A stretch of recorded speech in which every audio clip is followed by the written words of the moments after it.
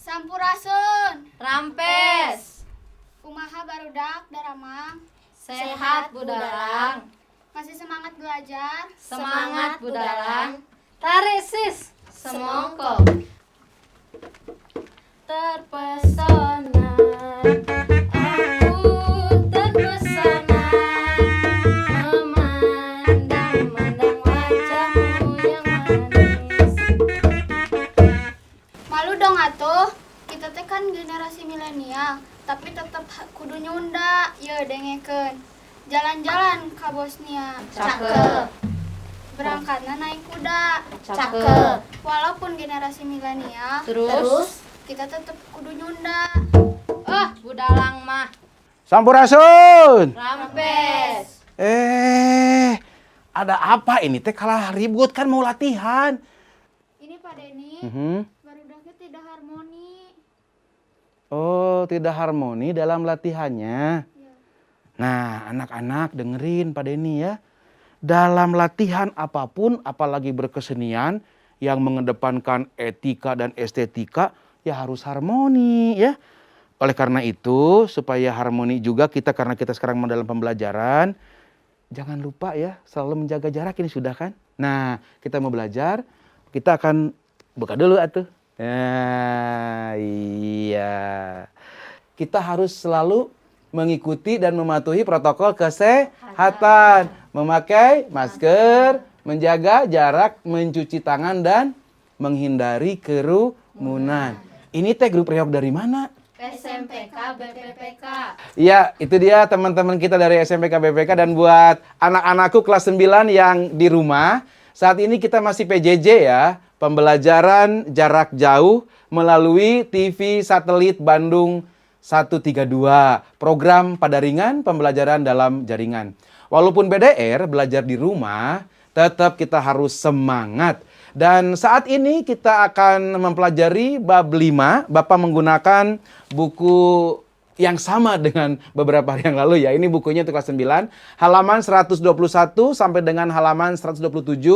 Yaitu dengan materi pokoknya adalah makna harmoni dalam keberagaman sosial budaya, ekonomi, dan gender dalam Bhinneka Tunggal Ika. Dan tujuan pembelajaran PPKN hari ini adalah siswa dapat mengidentifikasi makna harmoni dalam keberagaman sosial budaya, ekonomi, gender, dan Bhinneka Tunggal Ika. Dan setelah selesai pembelajaran hari ini, siswa kelas 9 diharapkan dapat memahami makna harmoni dalam Bhinneka Tunggal Ika. Oke?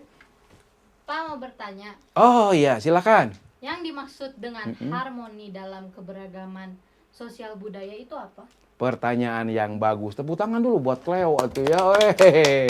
Iya, dan ini juga jawaban Bapak untuk anak-anakku yang di rumah ya. Yang dimaksud dengan harmoni dalam keberagaman sosial budaya itu adalah bahwa keadaan sosial budaya masyarakat Indonesia beraneka ragam.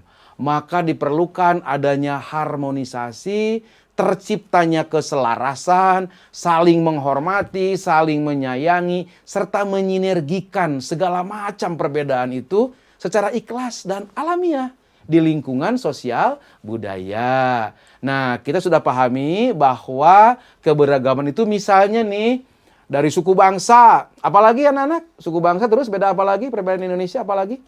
Agama, apalagi? Ras, apalagi? Budaya, tradisi, adat istiadat, pendidikan, ekonomi, dan itulah kodrat bangsa kita ya. Nah, maka perlu adanya perekat yang menyatukan berbagai perbedaan itu dengan saling memahami, toleransi, dan saling mencintai ya. Nah, sekarang keberagaman sosial.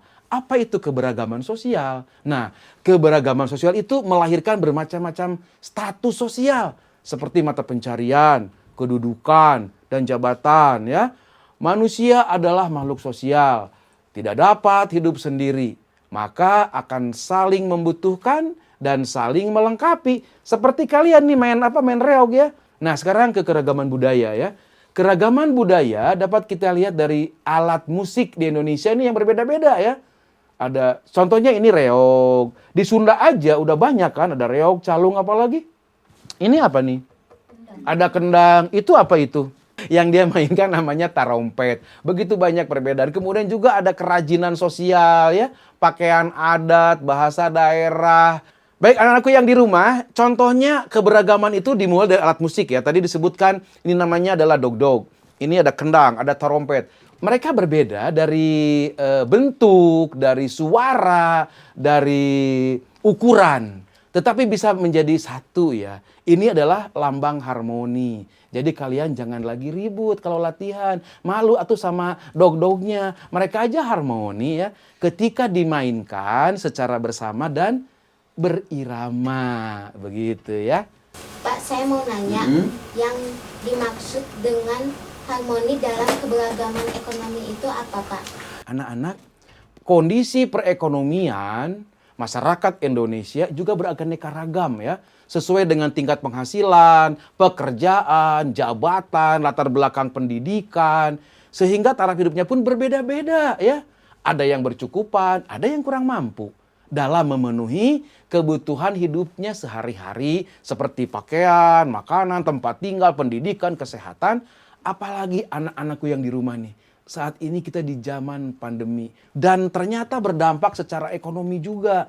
Karena ada pengusaha yang penghasilannya berkurang. Bahkan banyak yang kehilangan pekerjaan. Otomatis mempengaruhi kepada perekonomian dalam kehidupannya sehari-hari. Nah oleh karena itu anak-anakku, pemerintah sudah berupaya nih melakukan pemberdayaan ekonomi masyarakat. Untuk menciptakan harmoni dalam keberagaman ekonomi masyarakat Indonesia. Contohnya apa, Pak? Wah, bagus sekali pertanyaannya ya. Contohnya misalnya, beberapa waktu lalu sudah dilakukan pemberdayaan UMKM, usaha mikro, kecil, menengah. Ini untuk masyarakat yang memiliki usaha yang kecil dibantu oleh pemerintah. Nah, sekarang di zaman COVID-19, bantuan pemerintah juga ada. Seperti ada bantuan sembako dan bantuan-bantuan lainnya. Nah bahkan untuk Pak Denny, kan Pak Denny guru nih. Kalian kan para pelajar ya, dapat bantuan dari pemerintah nggak? Apa itu? Kuota. Iya, Pak Denny juga dapat kuota, anak-anak juga dapat kuota ya. Luar biasa. Sampai sini bagaimana, sudah paham? Paham. Pak, kalau yang dimaksud dengan harmoni dalam keberagaman gender itu apa, Pak? Sama kalau misalnya gender itu apa? Gender itu dari bahasa Inggris ya. Artinya jenis kelamin. Artinya gender itu menunjukkan pembagian sifat-sifat yang dimilikinya. Kesetaraan gender itu mengarah kepada kompetensi, kemampuan akademik atau keahlian yang dimiliki dari setiap orang ya.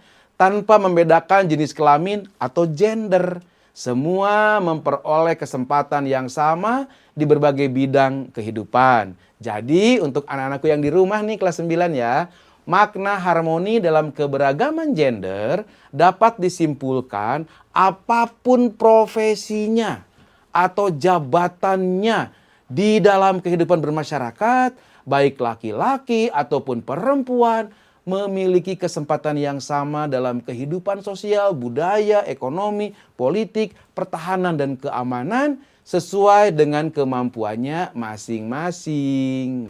Contohnya dalam kehidupan kita apa, Pak? Contohnya ini anak-anakku. Nah, yang di rumah kenal dong ini siapa? Ya, yang di rumah ya. Siapa coba? Raden Ajeng Kartini. Ya, ini adalah Raden Ajeng Kartini. Beliau sering membuat surat korespondensi berkomunikasi dengan sahabatnya di negeri Belanda ya, dan akhirnya dijadikan sebuah buku. Apa nama bukunya? Habis gelap terbitlah terang. Nah, di dalam kompilasi surat-surat R.A. Kartini yang dibukukan itu ada pesan yang disampaikan terkait dengan kesetaraan gender ya. Walaupun kodratnya beliau adalah seorang perempuan, namun semangat juangnya untuk mencapai kemerdekaan Indonesia sangat tinggi ya, terutama ketika tradisi leluhur itu sempat membelenggu perempuan Indonesia waktu itu, dan didobraklah dengan adanya yang disebut emansipasi wanita, kesetaraan antara hak kewajiban perempuan dengan laki-laki ya. Artinya di zaman now perempuan Indonesia memiliki hak untuk mengaktualisasikan diri dalam berbagai bidang kehidupan. Sekarang sudah banyak perempuan yang jadi tentara, perempuan yang jadi hakim, perempuan jadi guru. Kan dulu zamannya era Kartini kan harus di dapur ya, nggak boleh seperti itu ya. Oke, sampai sini semua paham juga? Udah paham ya? Paham. Nah, kalau sudah paham, saatnya Bapak memberikan tugas buat anak-anak kelas 9 dari buku paket PPKN ya. Yaitu yang pertama, tugas mandiri 5.1, halaman 123. Yang kedua, tugas mandiri 5.2, halaman 125. Dan yang ketiga, tugas mandiri 5.3, halaman 127. Dikerjakan di buku tugas untuk diperiksa oleh guru PKN di sekolahmu. Ya, oke anak-anakku, tetap harmoni, dimulai dengan berdamai dengan diri sendiri, berdamai dengan keluarga, harmoni dengan keluarga, berdamai dengan orang-orang di sekitar rumah, berdamai dan harmoni dengan lingkungannya dalam bermasyarakat, berbangsa dan bernegara, tetap sauyunan dalam melaksanakan protokol kesehatan. Memakai masker, oke, boleh pakai maskernya? Iya. Kemudian menjaga jarak, mencuci tangan, dan menghindari kerumunan. Anak-anakku, sampai di sini dulu pada ringan ya. Pembelajaran dalam jaringan PPKN bersama Pak Denny, bersama grup Reog dari SMPK BPPK. Sampai ketemu lagi di lain kesempatan.